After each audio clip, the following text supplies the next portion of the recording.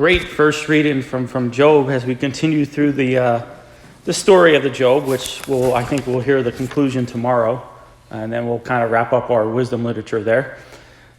It's one of the selections that you have for your funeral mass. So if you want this, just let me know beforehand, okay? Don't wait till you die, because then you won't be able to tell me, as far as I know. I don't have those type of powers. But anyways, again, just to remind you, like where we're at in the story. At this point in chapter 19, we're seeing the cycle of dialogue between Job and his three friends. We're trying to convince him that his sufferings that he's encountering. So remember, Job had it all. Wealth, family, and all that was gone. Okay. Even his health, he started to get these type of, some sort of skin disease. I don't know if it was boils or leprosy, whatever, but a very painful skin disease. And losing his family, losing his fortune, and his friends are telling him, you must have done something to God for this to happen. But as for me, Job says, I know that my vindicator lives and that he will at last stand forth upon the dust. And from my flesh I shall see God. My inmost being is consumed with longing. Part of the Job suffering was that it was a test. So the story begins with this conversation between God and Satan. God bragging to Satan how righteous Job is, and Satan's like, well, that's because he has everything.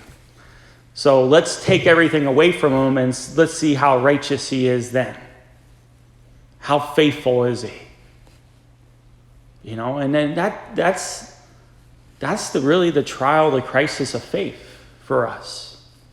When everything's going well, we seem to do well with our faith and relationship. But when things aren't going so well, it's when we seem to lose it.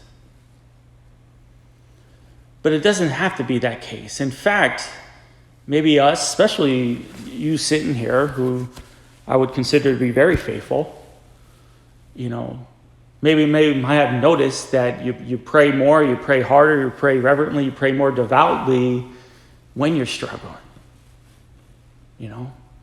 And maybe that's one of the reasons why God allows suffering in our lives. Because for the person of faith, for the person who seeks God, trials and suffering seems to bring one closer to him. They pray more, they're more devout. They appear at daily mass, they appear in adoration. I think for us what can happen is the easy life is, the less likely we're in here. Less likely we're here. But for some people, that's not the case. Some people do lose faith and they give up on God. And that's exactly what the evil one wants. That was the whole evil one's point at the beginning of this story of Job. To show God how unfaithful Job is. And some people they fail. But hopefully not for us. In your struggles and your sufferings, know that your vindicator lives. That God is deeply concerned and cares what you are experiencing right now. So I told my kids at Marion, we're going over the grand design argument for the existence of God. And that how complex this universe is, how complex our human bodies are, how complex this planet is, that the conditions of this planet, were made so for human life, but to even take it more personally, this creation and the complexity of this creation was created for you. You as an individual. God created this for you. And so he is deeply, deeply concerned and deeply cares what you are experiencing, what you are troubling. Your vindicator lives. Never forget that, because the test is to give up and to think that God condemns you or God rebukes you or God doesn't care. That's not the truth. Your vindicator lives. May God bless you.